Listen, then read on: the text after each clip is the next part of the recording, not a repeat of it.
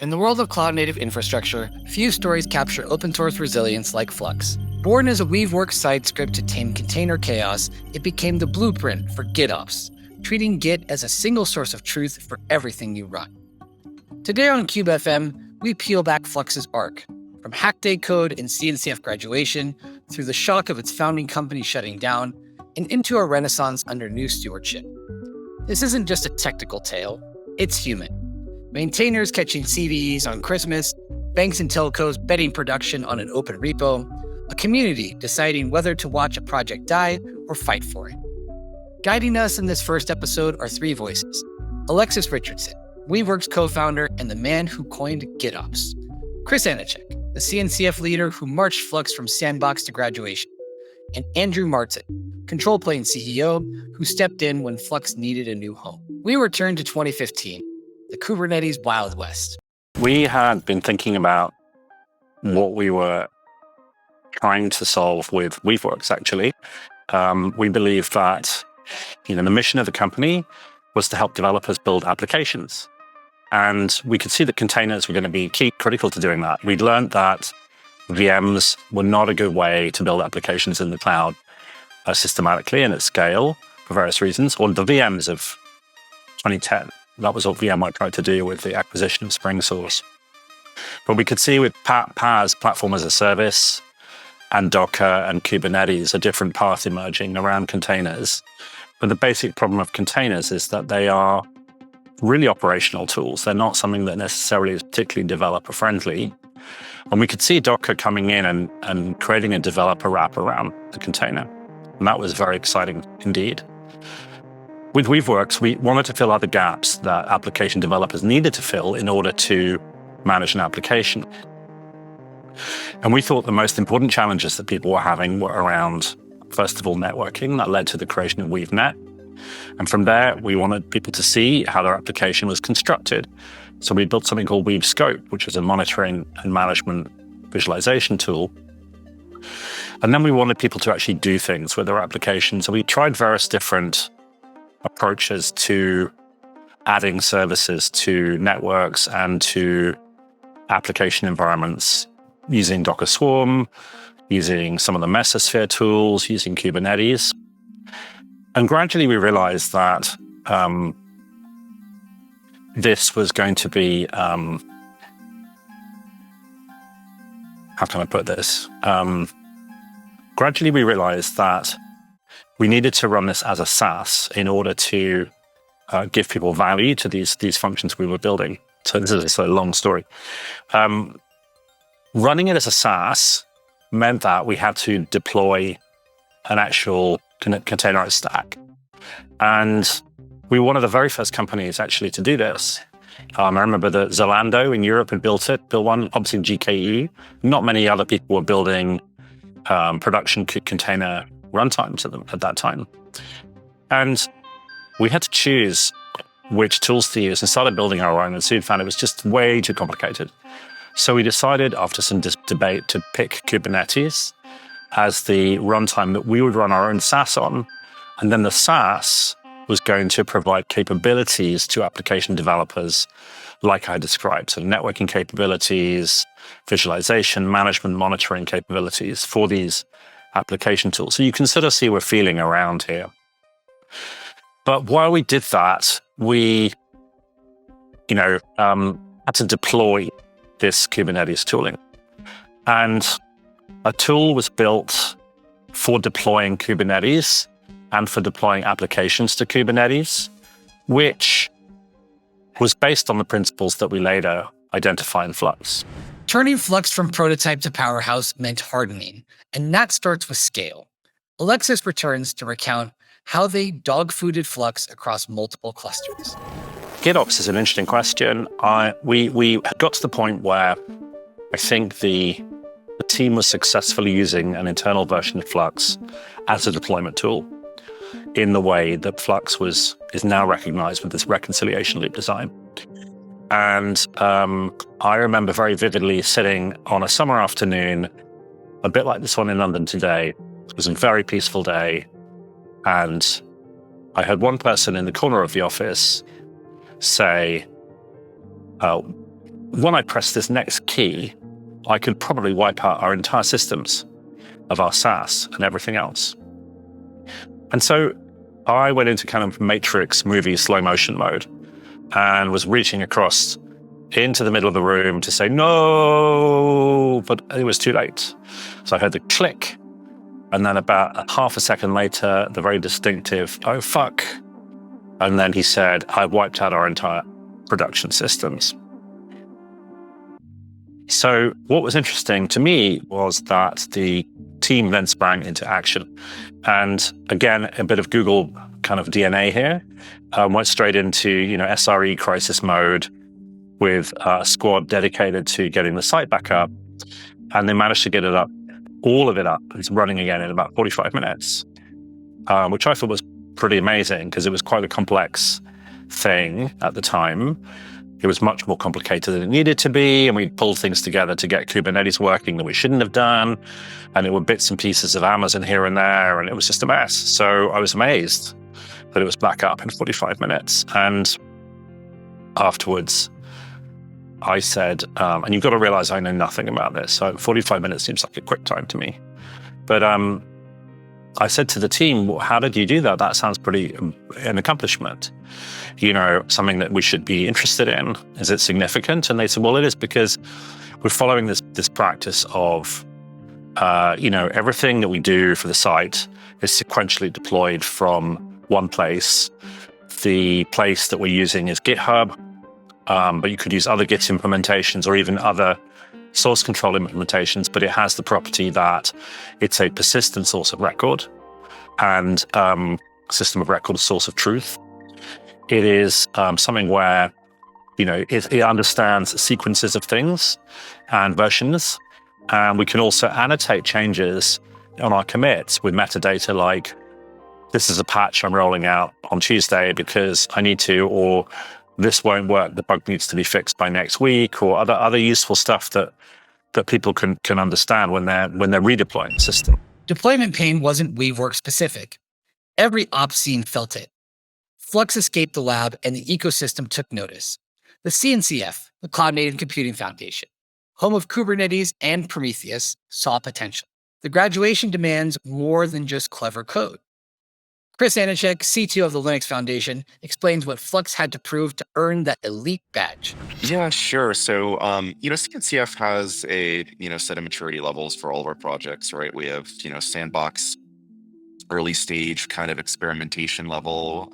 Then it goes on to incubation, which is kind of, stable. There's probably some multiple companies, involved in the effort. There's a clear governance model. Then graduation, which is kind of this is a project that a company could bet its business on. It's a fairly stable open source project, exhibits the qualities of and ingredients of what a successful open source project is for the long term. And, Flux went through that evolution, over its, history and CNCF as early days kind of, I think when it came in as incubation around, I think 2021, which, it was mostly, I would say, it was definitely like Weaveworks heavy for sure, right? Like it was the origin, company. So they did the majority of the work. But there was a lot of contributions from, different organizations. And then when the project graduated in late 2022, it basically had to demonstrate that, hey, are there multiple companies involved, multiple maintainers from different companies involved, at least two. They did that. They had a security audit. I think they actually had 2 security audits at that point. So they demonstrated that they were adaptable to any security issues as they arise. And those are kind of the requirements. And it hit that level and finalized and formalized its graduation in late, November 2022. So, it not many projects, get to that level. It's probably, about 10% of CNCF projects, sit at the graduated level. So it's kind of a very unique place to be. Security conquered. Adoption exploded. Banks and telcos weren't just users. They were dependents. Alexis explains why declarative pull-based delivery became a compliance superpower. One of the things that surprised me about Flux and GitOps is that regulated industries actually liked it in a way that I wasn't anticipating.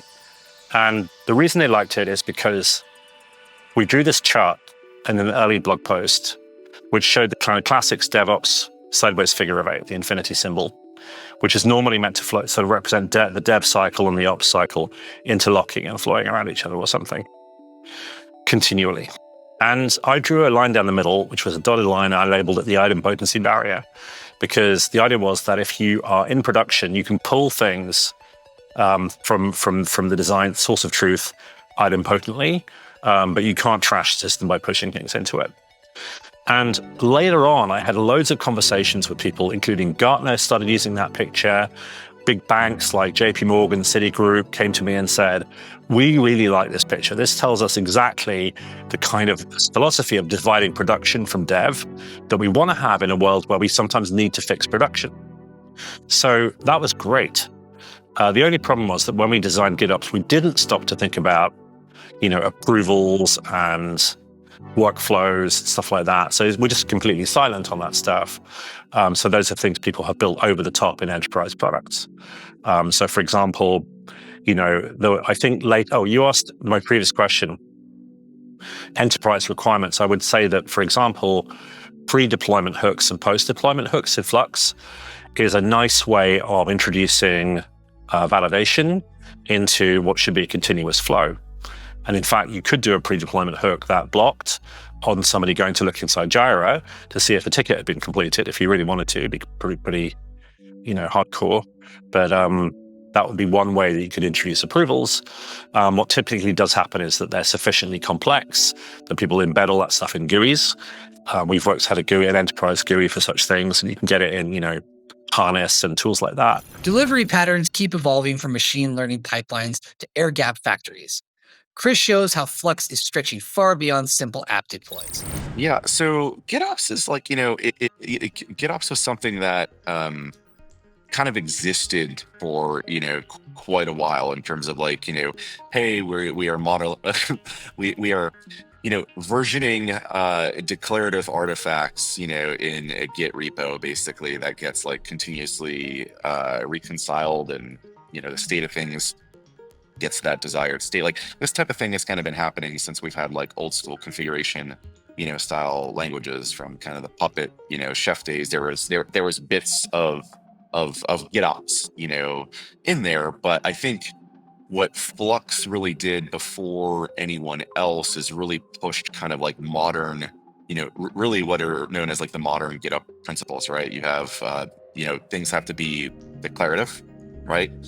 They have to be versioned and immutable, preferably like in a Git, repo. Things are pulled automatically, right? You have systems or an agent, whatever, that checks, things for that kind of desired state, and then things get reconciled, right? Because there's always like drift and things changes, and so that's the whole kind of, GitOps thing. And Flux was, I think, one of the kind of modern, very Kubernetes native approaches that really help push this principle, these GitOps principles a lot further across the ecosystem, right? And obviously in CNCF we have a multitude of approaches to do kind of GitOps style things, right? There's things like Flux and Argo, but you also look at things like Crossplane. Crossplane is very much a GitOps style thing. We recently even accepted OpenTofu in CNCF, right? The Terraform forks. That's a whole other kind of GitOps style system. So I kind of view, Flux as kind of the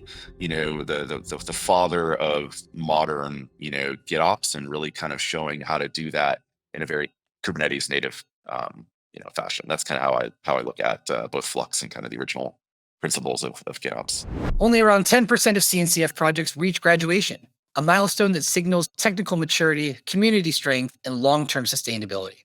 But for Flux, that milestone was just the beginning of a much bigger test. At some point, Weaveworks entered in financial difficulties, casting a shadow over the future of Flux. At that point, Control Plane decided to step in to ensure the project's longevity and sustainability. Let's hear the story from Control Plane CEO Andy Martin.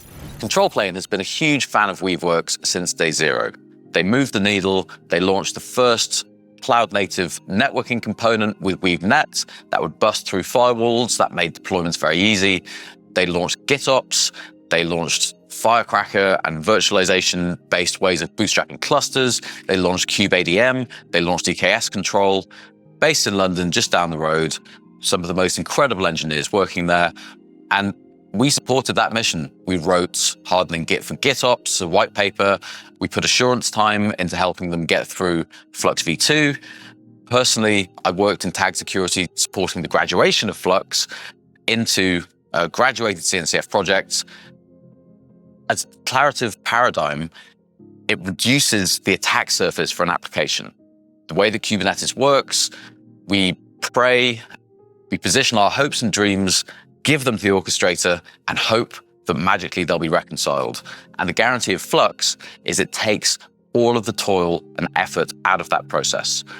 We've always loved Flux, and when, very sadly, Weaveworks ran out of runway, it was beyond obvious to us that we should say, here's some financial support for the project. Go ahead and make sure this is sustainable, safe, there's confidence in the community. And those conversations developed into, well, how sustainably can we build Flux? And the answer that Stefan and I came to is we can build an enterprise offering based on Control Plane's reputation working with highly regulated organizations, and we can sell support for that as a pure open source upstream project. We're selling Control Plane's expertise, passion, and long-term commitment, along with the guarantee that the way that you deploy GitOps when you use Flux to best practice will be best in class, highly optimized, and the most secure way you can deploy a Kubernetes cluster. Let's look at the transition from Weaveworks to Control Plane from the CNCF perspective with Chris Aniszczyk. Yeah, so what happens with CNCF when a project either goes through a turbulent time or something happens, with supporting companies is, CNCF is generally kind of put in the middle, kind of like I would say a mediator or a facilitator, to ensure that the project remains, stable. And when you have a company that has to wind down and they have the majority of maintainers there, generally we'd prefer to kind of work with them and, try to be as transparent as possible with the community when this happens. So we got a heads up that this was happening.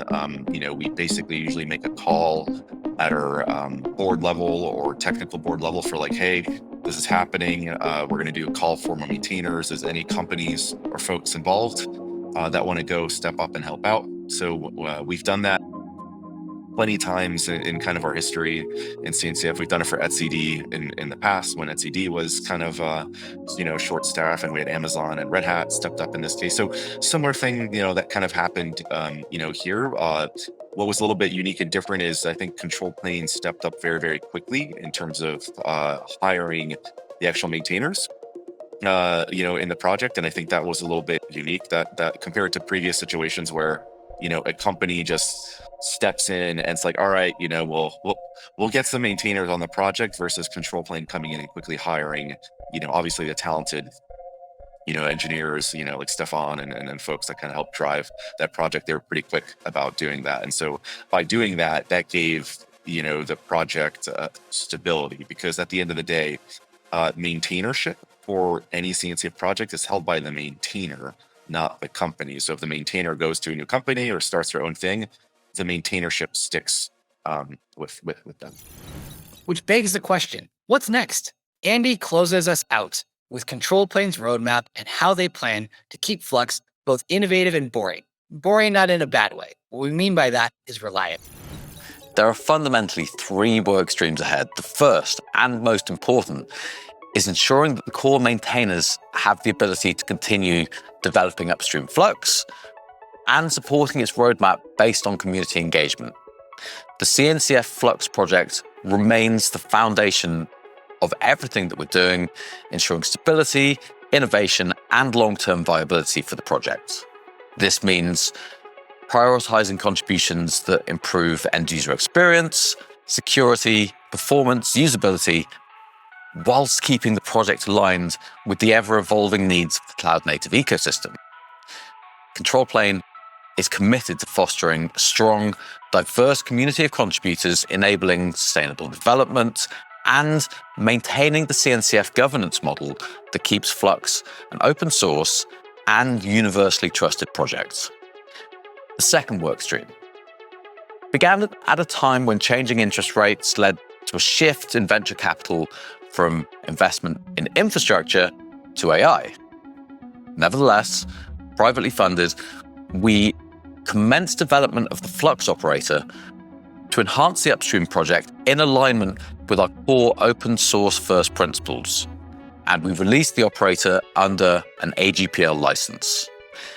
This provides workflow capabilities, quality of life improvements in the Flux project, particularly for massive scale hub and spoke or sharded deployments, but also robust, enhanced security controls in line with Kubernetes philosophy behind the admission controller to support deployments of all sizes.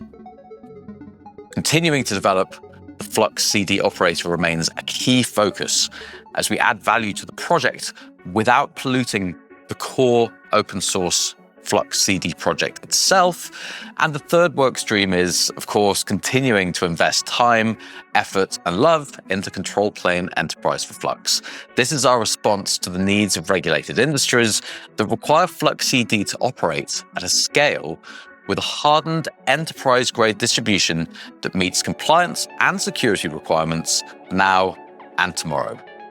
To support this, Control Plane Enterprise provides 24/7 global support, ensuring operational security and reliability for organizations that rely on Flux in a business-critical environment every day. A deployment script born from frustration became a CNCF graduated project that powers mission-critical infrastructure worldwide. Flux's journey proves that with resilient governance, shared ownership, and relentless community work, open source projects can outlast their creators and keep evolving. But this story is just getting started. In the next episode, we sit down with Michael Bridgen, who wrote Flux's first lines, and Stefan Prodan, the maintainer who rebuilt it into Flux v2. They'll reveal why Flux nearly merged with Argo, how the Flux operator tackles day 2 chaos, and what innovations are coming up next. Until then, keep shipping and keep it declarative.